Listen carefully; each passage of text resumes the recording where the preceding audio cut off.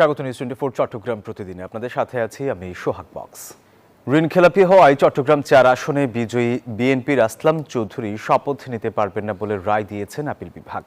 Attorney general বলেন, সর্বোচ্চ আদালতের সিদ্ধান্ত সব নাগরিকের মেনে নিতে হবে। নতুন করে নির্বাচন হওয়ার সম্ভাবনা আছে জানিয়ে তিনি বলেন, প্রার্থী হতে পারবেন আসলাম চৌধুরী। ত্রয়োদশ জাতীয় সংসদ নির্বাচনে চট্টগ্রাম 4 আসনে আসলাম চৌধুরীকে মনোনয়ন দেন বিএনপি। মনোনয়নপ্রাপ্ত বিএনপি প্রার্থীদের মধ্যে সবচেয়ে সম্পদশালী ছিলেন আসলাম চৌধুরী। তবে ঋণ খেলাপির বোঝা মাথায় নিয়েই তার প্রার্থিতা বৈধ ঘোষণা করেন নির্বাচন কমিশন। তবে তার প্রতিদ্বন্দ্বী প্রার্থী এই ইস্যু নিয়ে উচ্চ আদালতে যান। নির্বাচনের আগেই আপিল বিভাগ বলে দিয়েছিলেন, যদি আসলাম চৌধুরী এই আসনে জয়ী হয়ও তারপরও এই ইস্যুতে ওই আসনে যেন ফলাফল ঘোষণা স্থগিত থাকে। সব পক্ষের শুনানি শেষে রায়ের জন্য 15 জুন দিন রাখেন আপিল বিভাগ। মঙ্গলবার আসলাম চৌধুরীকে ঋণ খেলাপি ঘোষণা করেন আপিল বিভাগ। রায়ে বাতিল হয় তার প্রার্থিতা বলে জানান রাষ্ট্রের প্রধান আইন কর্মকর্তা। নতুন করে নির্বাচন হওয়ার সম্ভাবনা আছে বলেও জানান তিনি। পূর্ববর্তী নির্বাচনে যে কারণে আজকে আপিলটি মঞ্জুর হলো এবং তার নির্বাচন তো হওয়া সত্ত্বেও তিনি হয়তো সে নির্বাচনের ফলাফলটি ভোগ করতে পারবেন না, এবং পরবর্তী নির্বাচনের ক্ষেত্রে তিনি যদি সে অযোগ্যতা কাটিয়ে উঠে যোগ্য হন, তাহলে তো তার তো নির্বাচনে প্রার্থী হওয়ার ক্ষেত্রে কোনো আইনগত বাধা থাকার কথা না। এদিকে এ রায় ঋণ খেলাপিদের বিরুদ্ধে ব্যবস্থা নেওয়ার নজির হয়ে থাকবে বলে মন্তব্য করেন আপিলকারীর আইনজীবী। ঋণ খেলাপিদের প্রতি আমাদের উচ্চ আদালতের আইনকে ব্যাখ্যা করার যে নজির আছে, এই নজিরগুলোর মধ্যে আজকের ঘটনাটা বাংলাদেশে একটি নজির হয়ে থাকবে এবং আইনের শাসন প্রতিষ্ঠা করার ক্ষেত্রে এই রায় একটা যুগান্তকারী পদক্ষেপ হিসেবে গণ্য হবে। তবে এত সবকিছু আলোচনার পরও সব পক্ষকে তাকিয়ে থাকতে হবে দেশের সর্বোচ্চ আদালতের দিকে, কারণ অবজারভেশনে কি আসে তার উপর নির্ভর করবে ঋণ খেলাপিদের বিষয়ে নির্বাচন কেন্দ্রিক আইনি সিদ্ধান্ত। বিএনপি প্রার্থী আসলাম চৌধুরী 1,42,674 ভোট পেয়ে জয়লাভ করেছিলেন ত্রয়োদশ জাতীয় সংসদ নির্বাচনে। মাহমুদ হাসান, নিউজ 24, ঢাকা। ত্রয়োদশ জাতীয় সংসদ নির্বাচনে চট্টগ্রাম 4 আসনে বেসরকারিভাবে বিজয়ী বিএনপির প্রার্থী আসলাম চৌধুরীর প্রার্থিতা বাতিলের প্রতিবাদে ঢাকা চট্টগ্রাম মহাসড়ক অবরোধ করে বিক্ষোভ করেছেন নেতাকর্মী ও অনুসারীরা। মঙ্গলবার বিকেল 3টা থেকে সীতাকুণ্ডের বিভিন্ন স্থানে অবরোধ করে বিক্ষোভ করেন তারা। সড়কের দুই পাশে আটকা পড়ে অসংখ্য যানবাহন।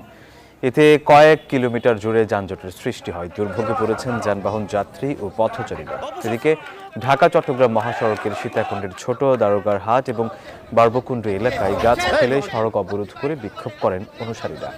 এছাড়া সীতাকুণ্ডের ভাটিয়ারি, কুমিরা সহ বিভিন্ন এলাকায় বিক্ষোভ মিছিল করেন বিএনপি ও অঙ্গ সংগঠনের নেতাকর্মী।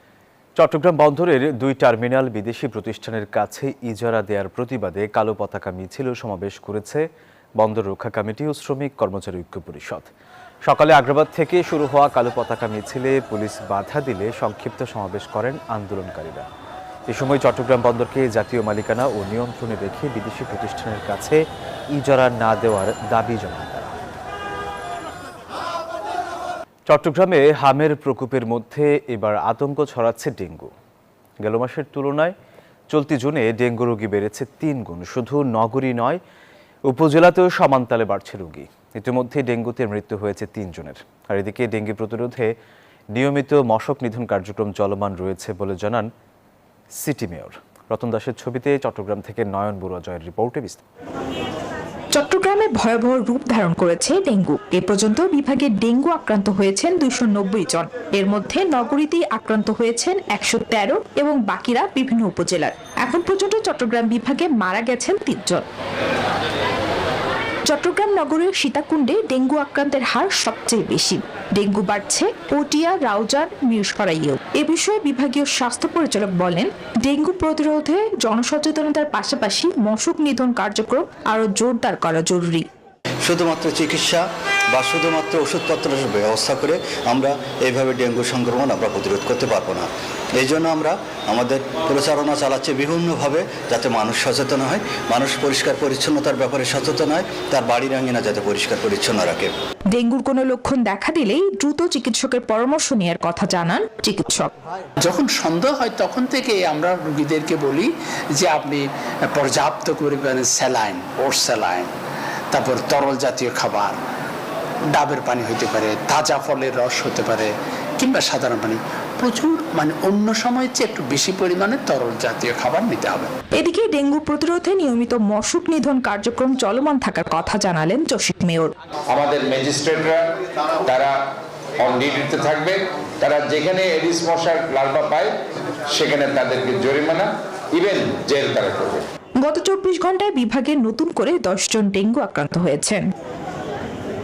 Text report, news 24। 2026-27 অর্থ বছরে 2,260 কোটি 24 লাখ টাকার বাজেট ঘোষণা করেছে চট্টগ্রাম সিটি কর্পোরেশন।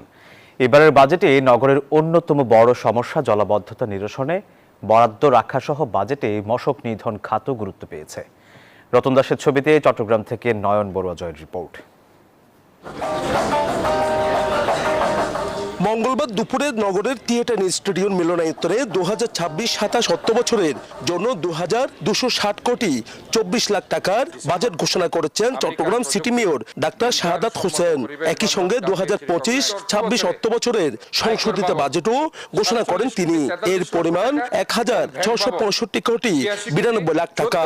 মেয়র বলেন, সামর্থ্যের মধ্যে নগরবাসীকে একটি গ্রিন, হেলদি ও নিরাপদ সিটি উপহার দেওয়ার চেষ্টা করছে সিটি কর্পোরেশন। ইতিমধ্যেই আপনাদের সার্বিক সহযোগিতায় আমরা শহরকে একটি সুন্দর জায়গায় আমরা নিয়ে আসতে পেরেছি, একটি বাসযোগ্য জায়গায়।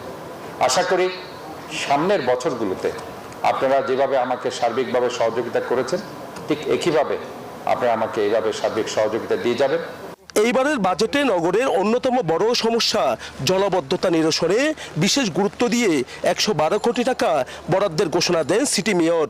খাল খনন, ড্রেন সংস্কার এবং সুইচ গেট নির্মাণের কাজ চলমান রয়েছে। নালা নর্দমায় সেন্সর প্রযুক্তি সংযোজনের পরিকল্পনা রয়েছে, যাতে ভবিষ্যতে দ্রুত সেটা আমরা শনাক্ত করতে পারি এবং সমাধান করতে পারি। বাজেটে মশক নিধন খাতে বরাদ্দ ধরা হয় 25 কোটি টাকা, যা আগে অর্থ বছরে ছিল 9 কোটি টাকা।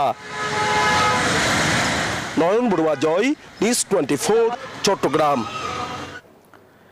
চট্টগ্রামের কর্ণফুলী চ্যানেলে লাইটার জাহাজ ডুবির ঘটনায় ক্রুদের জীবিত উদ্ধার ও প্রয়োজনীয় চিকিৎসা সহায়তা দিয়েছে কোস্টগার্ড। মঙ্গলবার সকালে কোস্টগার্ড মিডিয়া কর্মকর্তা লেফটেন্যান্ট কমান্ডার সাব্বির আলম সুজন জানান, কর্ণফুলী নদীর 18 নং ঘাট এলাকায় এমভি বে হারবার 2 নামক একটি লাইটার জাহাজের সাথে এমভি সামুদা 6 এর মুখোমুখি সংঘর্ষ হয়। এ সময় জাহাজটি ডুবে গেলে জাহাজে থাকা 12 জনের মধ্যে 8 জনকে তাৎক্ষণিক উদ্ধার করে কোস্টগার্ড। বাকি 4 জন ভেসে গেলেও পরে নিরাপদে তাদের উদ্ধার করা হয়। দর্শক, এই ছিল নিউজ 24 চট্টগ্রাম প্রতিদিনে। ধন্যবাদ সবাইকে।